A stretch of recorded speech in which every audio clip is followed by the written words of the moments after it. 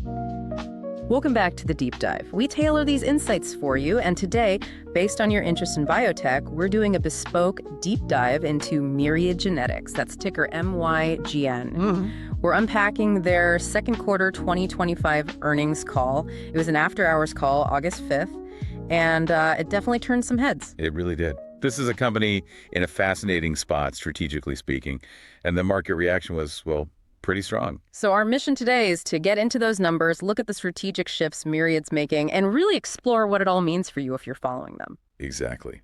Let's go beyond the headlines. Okay, let's kick off with a snapshot, the results. What were the key numbers? All right, so non-GAAP adjusted EPS that came in at $0.05. Yeah. Which, was a solid beat. Consensus was expecting -1 cent. So a 6-cent beat, that's pretty significant in this space, right? Absolutely. A clear positive signal there. Yeah. And then revenue, $213.1 million. Which also beat expectations. Yeah, beat by about $10.8 million over the consensus, which was around $202.3 million. Okay. And year-over-year growth? Well, reported growth was 1% year over year. But, and this is important, they mentioned about $9.5 million in headwinds. Ah, okay. So if you adjust for that, the underlying growth was more like 5% year over year. That 5% gives you a much better feel for the core business performance. Right, that makes sense. Underlying strength seems to be the theme. And gross margin. Expanded nicely, up to 71.2%, which is 160 basis points higher year over year. And that flowed through to operating income? It did. Adjusted operating income landed at $8.6 million. Pretty solid. But there's always a but. The GAAP EPS looked really different. -$3.57. That's a huge number. What happened there? Yeah, that definitely jumps out. So that was driven almost entirely by a very large non-cash impairment charge. We're talking $316.7 million. Wow. Okay. Non-cash, but still. Why? Management was really clear on this. They stressed it wasn't because the business outlook worsened or operations stumbled. It was an accounting adjustment, basically tied to the drop in their market cap over the year. Accounting rules meant they had to write down the value of certain assets on the books. Got it. So it reflects the market valuation change, not necessarily a fundamental business problem. Yep. Important distinction for you listening. Exactly. You have to separate that accounting event from the day-to-day operational health. Okay. And their cash position, how are they looking financially moving forward? They ended the quarter, June 30th, with $74.4 million in cash and equivalents. And the really big news on the balance sheet front was securing a new $200 million term loan facility. They closed that on July 31st. $200 million? That sounds like a major move to shore things up. It is. It's definitely aimed at giving them much more financial flexibility, strategic options long term. Okay, so headline numbers paint, let's say, a cautiously optimistic picture. Beat on adjusted metrics, solid underlying growth, but that GAAP impairment, and now new financing. It's a good summary. Let's peel back the layers now. How are they actually getting these results? Let's look at the operational side, the products. Where's the real momentum? Well, management called the quarter solid, and a big driver was definitely oncology, specifically their hereditary cancer testing, or HCT. Okay. That saw 10% volume growth. Pretty strong. 10% volume, yeah. And hereditary cancer revenue overall grew 5% year over year. But what's really interesting is looking inside that, the growth in the unaffected population. People getting tested preventatively, basically. Yeah, exactly. That volume grew 3%. Now, 3% might not sound huge, but it's improving, and it shows they're making inroads beyond just testing diagnosed patients. How are they doing that? A lot of it comes down to workflow improvements, things like better EMR integration, electronic medical record systems. Ah, getting embedded in the doctor's workflow. Precisely. It makes ordering their tests easier, stickier. It's a strategic advantage. And their main test there, MyRisk, actually gained significant share in the affected market, growing 14% year over year. 14%. That's impressive share gain. Okay, so oncology HCT is a clear, bright spot. What about prenatal? That seemed a bit more mixed. It was. Prenatal revenue grew 7% year over year, which is good. That was helped by getting broader payer coverage for their Foresight carrier screening test. But volume was down. Yeah, volume actually dipped 8%. Management said this was due to some temporary hiccups during a transition to a new internal order management system. An 8% volume drop from a system issue sounds concerning. Are we sure that's fixed? They were very clear it was temporary and has been resolved. Yeah. No further disruptions expected. Obviously, you never want to see systems impact volume like that. Right. But the key takeaway, I think, is that the underlying demand and the payer coverage picture for Foresight seem intact. And they are pushing innovation there too. Like what? New products. There's Prequel, which can be done earlier at 8 weeks gestation. And they launched early access for First Gene, which is a multiple prenatal screen. So they're working to regain momentum. Okay, makes sense. Let's switch to pharmacogenomics. GeneSight. That saw a revenue decline, right? 12% year over year. It did. And that was largely, almost entirely driven by that United Healthcare coverage policy change. That's been a known headwind for a while now. Right. The UHC issue looms large. But didn't volumes actually go up? How does that work? That's the really interesting part. Yes, despite the revenue hit, GeneSight volumes rebounded to 5% growth year over year. Huh. They had reallocated some resources in Q1, and it seemed to be paying off in terms of getting tests ordered. They also hit a record number of ordering clinicians, over 36,000. So more doctors ordering, more tests being run, but less revenue per test because of UHC. Is that the picture? Essentially, yes. It suggests they're holding on to and even growing their market presence and clinician adoption, which is vital long term. But the immediate challenge is monetizing that volume better. Which brings us back to United Healthcare. What's the plan there? Are they just waiting? No, they're actively working it. They plan to submit a package of new data this fall, 3 new publications. What kind of data? An economic utility study, a meta-analysis of randomized trials, and a sub-analysis from a big trial called Prime Care, basically building the scientific and economic case for coverage. And the timeline. They're hoping for a potential policy update from UHC around November or December, which, if positive, would likely become effective in early 2026. So it's not immediate, but there's a process underway. Okay, a 2026 potential catalyst. Are there any other positive reimbursement signs for GeneSight? Yes, actually. They did secure some positive coverage wins in Q1 and Q2 related to state-level biomarker laws. Ah, state stepping in. Right, like California's Medicaid program, Medi-Cal, which is huge. That coverage starts this September. These state wins are important incremental gains while the UHC situation plays out. Good to hear. Okay, moving on. Prolaris. Prostate cancer test. How's that doing? Prolaris revenue grew 4% year over year. It's an improvement. What they seem really excited about, though, is a partnership with a company called PathomIQ. PathomIQ. What's the plan there? They're aiming to launch an AI-driven prostate cancer test together in Q1 2026. The goal is a really comprehensive solution combining AI, biomarkers, germline genetics, tumor profiling, a much more complete picture for managing prostate cancer. Sounds like a move towards higher value, more integrated diagnostics. Exactly. Fits that broader strategic theme. And overall costs. With all this going on, are expenses creeping up? Actually, no. Adjusted operating expenses were only minimally higher year over year. It shows pretty disciplined cost control, which is definitely something the market noticed. Okay, that discipline is key. Let's circle back to that $200 million term loan you mentioned earlier. It's from OrbiMed. Yes, from OrbiMed.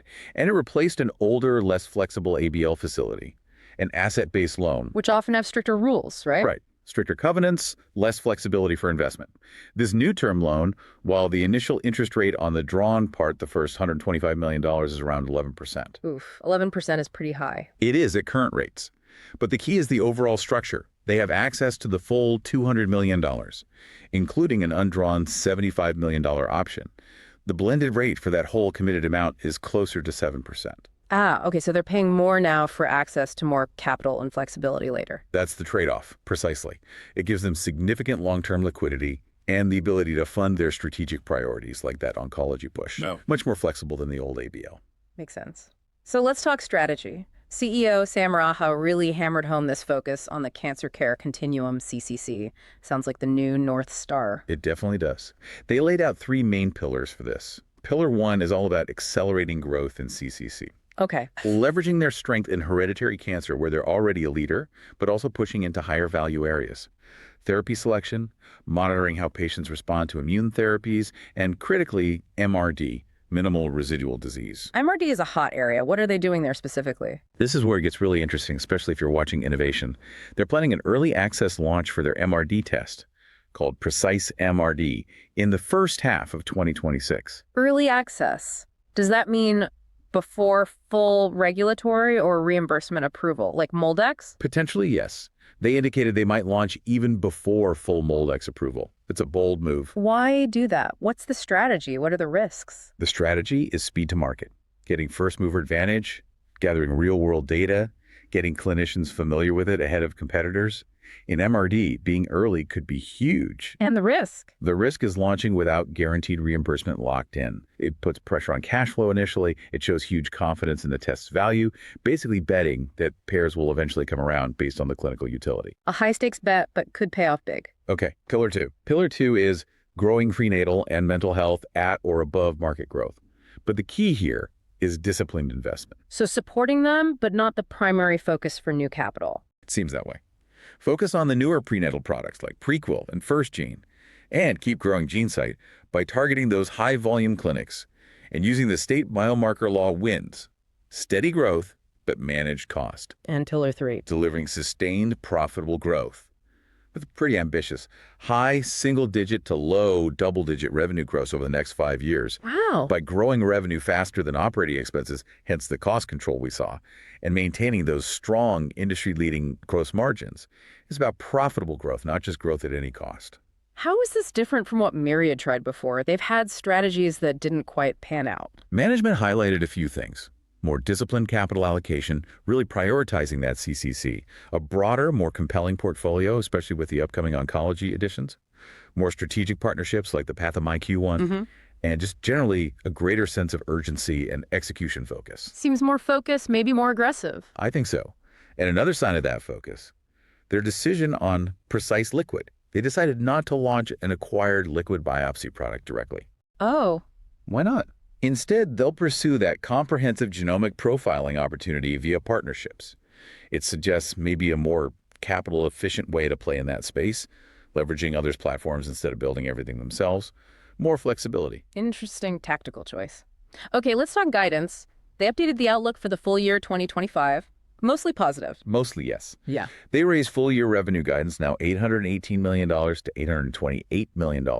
That's up $8 million at the midpoint. That's fine. What else? Raised gross margin guidance, too.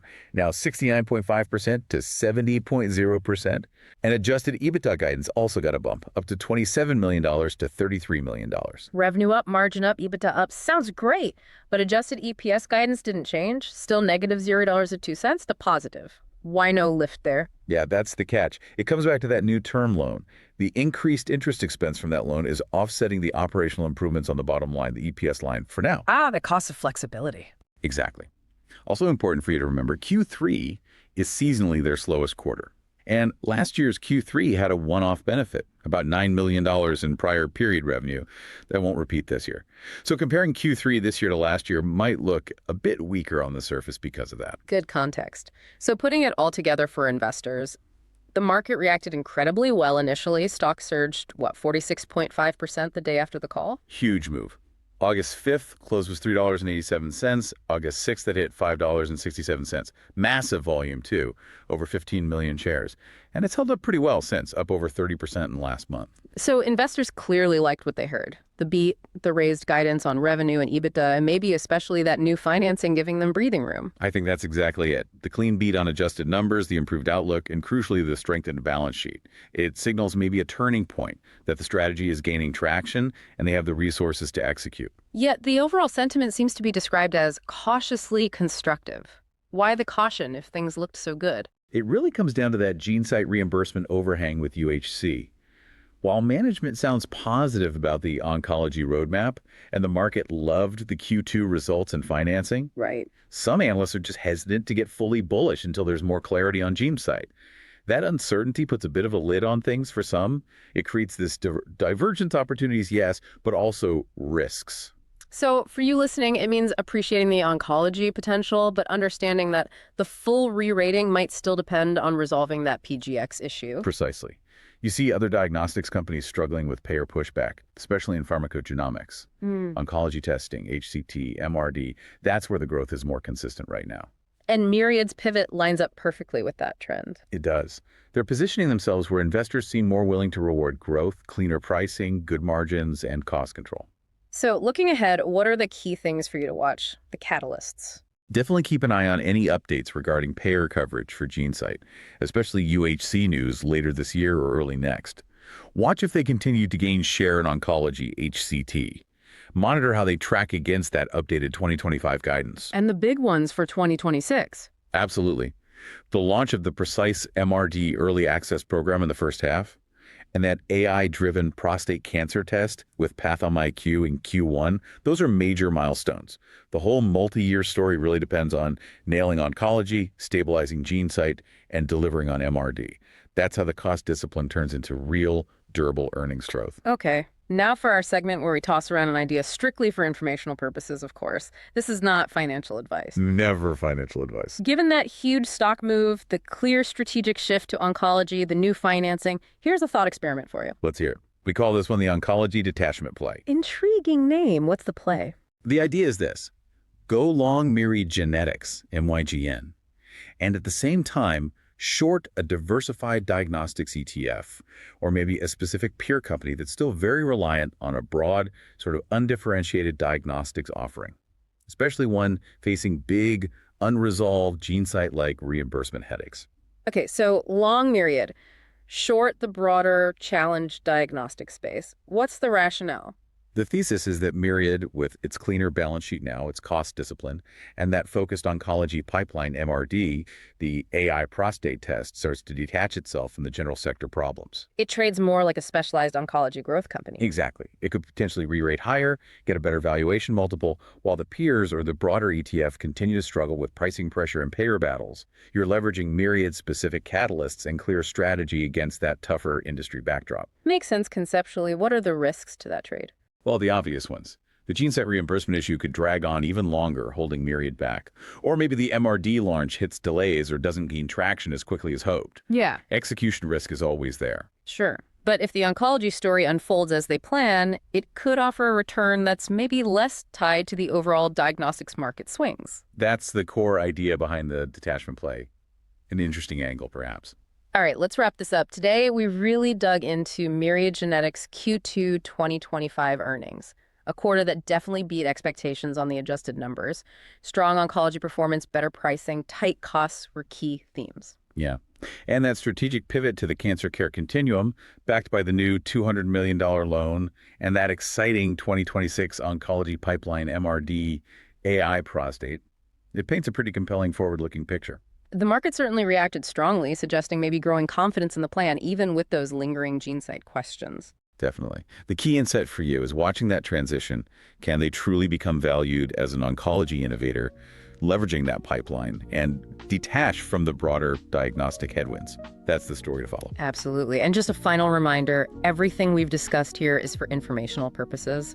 It is not financial advice. Please do your own homework. Talk to a financial professional before making any investment decisions. Could said it better myself. Thank you for joining us on the deep dive for this look at Myriad Genetics. We appreciate you tuning in. Let us know your thoughts. Until next time, stay informed.